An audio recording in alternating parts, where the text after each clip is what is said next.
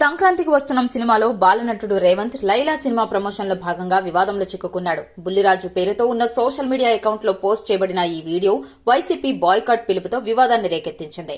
రేవంత్ పవన్ సాయి సంక్రాంతికి వస్తున్న సినిమాలో బాలనటుడిగా మంచి గుర్తింపు పొందిన సంగతి తెలిసిందే. ప్రస్తుతం ఎవరి నోట విన్నా రేవంత్ పేరు వినిపిస్తోంది.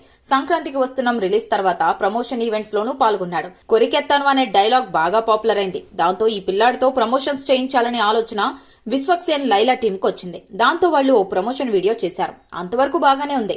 కానీ అది బుల్లిరాజు పేరుతో ఉన్న సోషల్ మీడియా అకౌంట్ లో పోస్ట్ అయింది. అయితే అది ఒరిజినల్ అకౌంట్ లా అయితే లేదు. కానీ చాలా మంది అదే ఒరిజినల్ అకౌంట్ అనుకుని తిట్టిపోస్తున్నారు. వైసీపీ వారు లైలా సినిమాని బాయ్కాట్ చేయమని ట్వీట్స్ చేస్తున్న నేపథ్యంలో ఈ బుల్లిరాజు పోస్ట్ చేసిన వీడియో వివాదంగా మారింది. బుల్లిరాజు అనే పేరుతో ఉన్న ఈ ట్విట్టర్ అకౌంట్ లో పెట్టిన పోస్ట్ లో, అరే పేటీఎంస్, మీరు బాయ్కాట్ అంటే ఇక్కడ భయపడేవాడు ఎవ్వడూ లేడు. మా లైలా పిన్ని కోసం నేనున్నా, అందుకే నేను ఈ సినిమా ప్రమోట్ చేస్తున్నా అంటూ వీడియోని షేర్ చేస్తూ రాసుకొచ్చాడు. అది ఇప్పుడు వైసీపీ సోషల్ మీడియా వింగ్ కి కోపం తెప్పించింది. కొందరు బూతులు తిడుతూ మరీ కామెంట్స్ చేస్తున్నారు.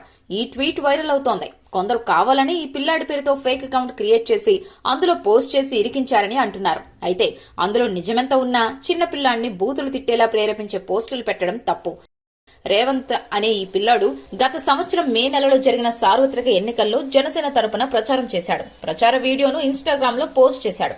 అది వైరల్ కావడంతో దిల్ రాజు, అనిల్ రావిపూడి చూశారు. నిర్మాత దిల్ రాజు కార్యాలయంలో ఆడిషన్స్ చేశారు.